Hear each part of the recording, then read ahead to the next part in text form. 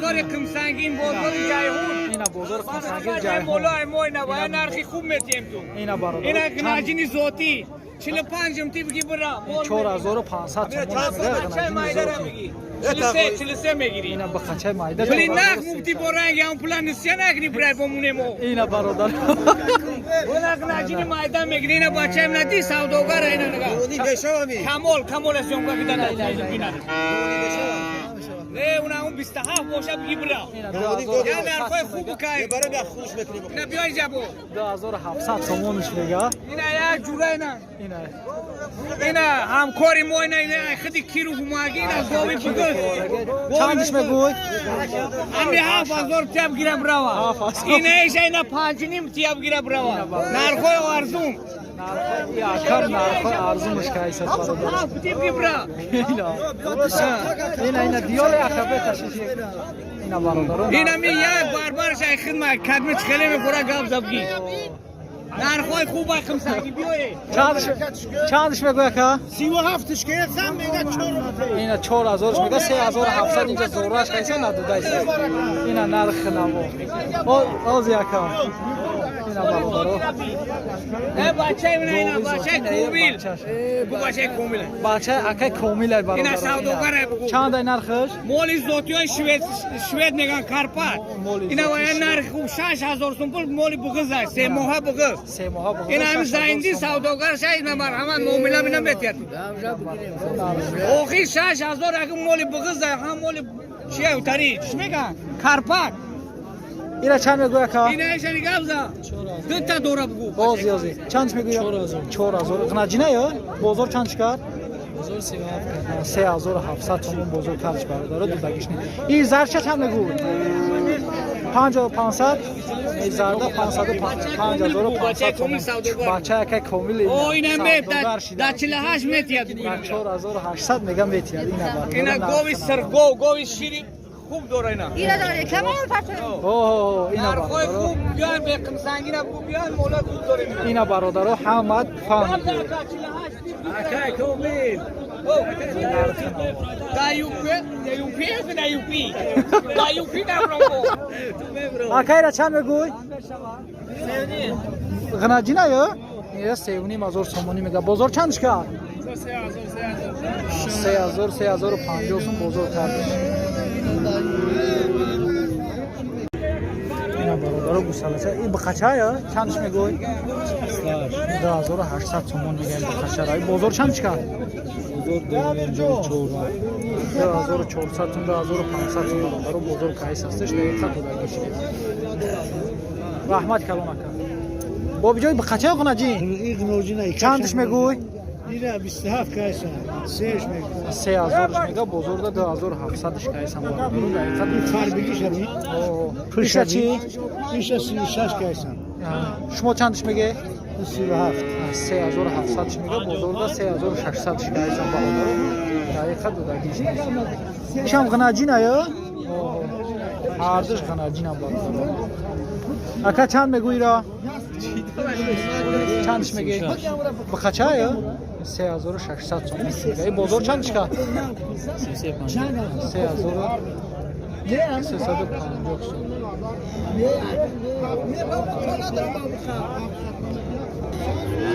این بخچه را چند میگوی اکا 55 میگم ای باقیش بولش بختم کن 5500 تومان نه تو ای کلمه دا بقوات یا بازار چندش کرد 4850 سوم بازار کرد دو دگیش نه توی بقوات بخواه خان تبزن چندش میگوی که سلام علیکم 45 چندش کیسه که 42 4200 میگه گفته پلو دادستش نداده ایسا بشوای بچا اسکا سوماتجه داره غلطی نه برادر غناجینه 3300 تومانش میگه این بازار چندش کرد بزرگ هر خیلی تقریبا تو چند 2850 بازار کایساش برادر دو دگیش اینا چند میگوی که اینا سیگارش بودیست غناجینه یا بقای 3800 تومان بازار چند کرد بزرگ 3200 تومانش که برادر دقیقه دو دقیقش رحمت کلان اکا جان یا چند میگوی 3100 تومان بقچه یا بزرگ چند چکار 2700 تومان بزرگ خرج شیر بچه را چند میگوی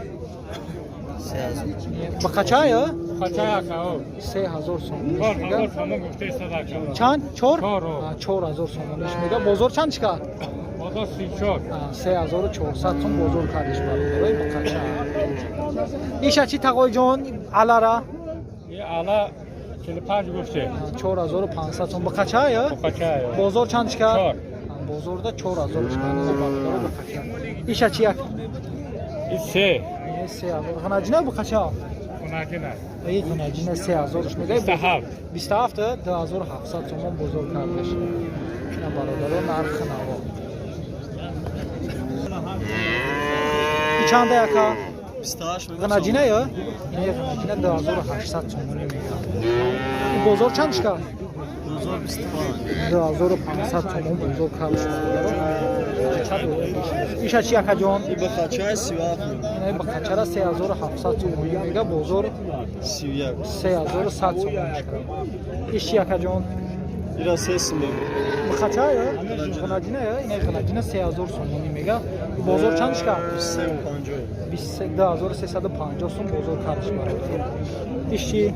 خناجینه که 36 یا خناجینه برادر 3600 تومانش میگه بزرگ بزرگ 3100 تومانش حالی بگه یک تماشاش میگن بازی یک موزابس کسی مکه اینا برادران نرخ نوای خناجینه بقچه این بقچه یکا چندش میگوی؟ 35 این بقچه را 3500 تومانی میگه بزرگ چند چکار؟ بزرگ دا 3000 تومانیش کم برادر دو ایشا چی یکا؟ 3700 تومانه بزرگ دا 3200 تومانیش کم رحمت کلام اکا جان این بقچه ها کنه جین چندش میگوی این وی؟ این خناجینه دوانی مزور تومانیش بزرگ چندش کیسا؟ 2400 2400 تومانیش این بقچه چی یکا؟ بقچه 2600 کدن ندادم 2700 2700 میگه 2600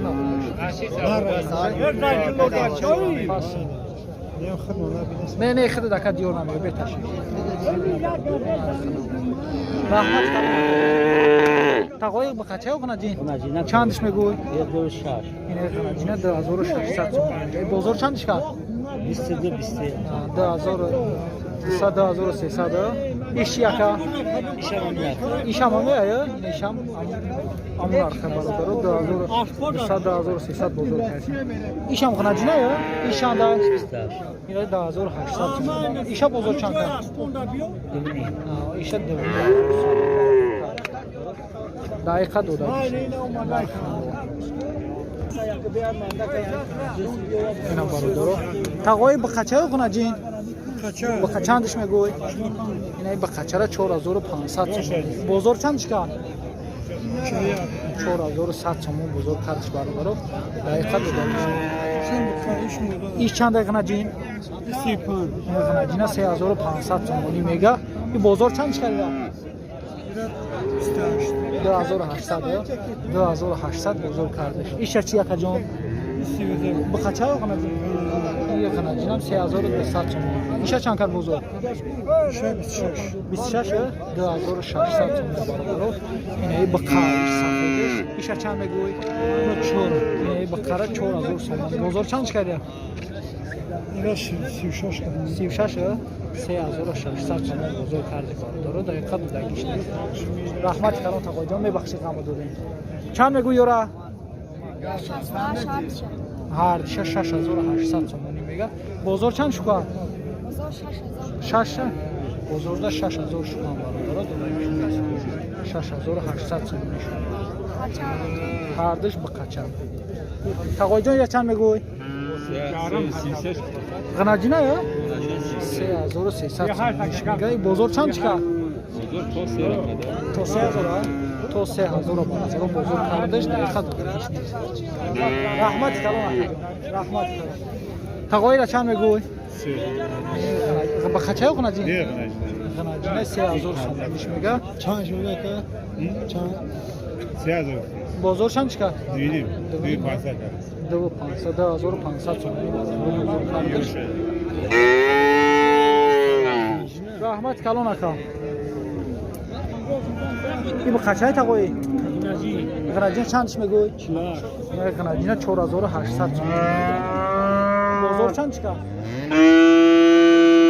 43 4300 سوم بزرگ کردش بود دقیقه بود رحمت کلام تقوی نه یوتیوب در کانال داره میگن نرخ نبره بفهمم در جای داخلی مسکو دیدن ما اوه بوار که دو میگه چیکو گایز در جایی یگان چیز است که خاطر نشه اینا برادر بوخی تو اول سعودشتگی در چیکو اوه چندش میگوی کایرا یوتیوب اوه نه تو دیار نمیاد که یو بهتر اگه تو دیار نمیاد این توخه دیار میاد 4500 تومانش میده بازار چند چیکار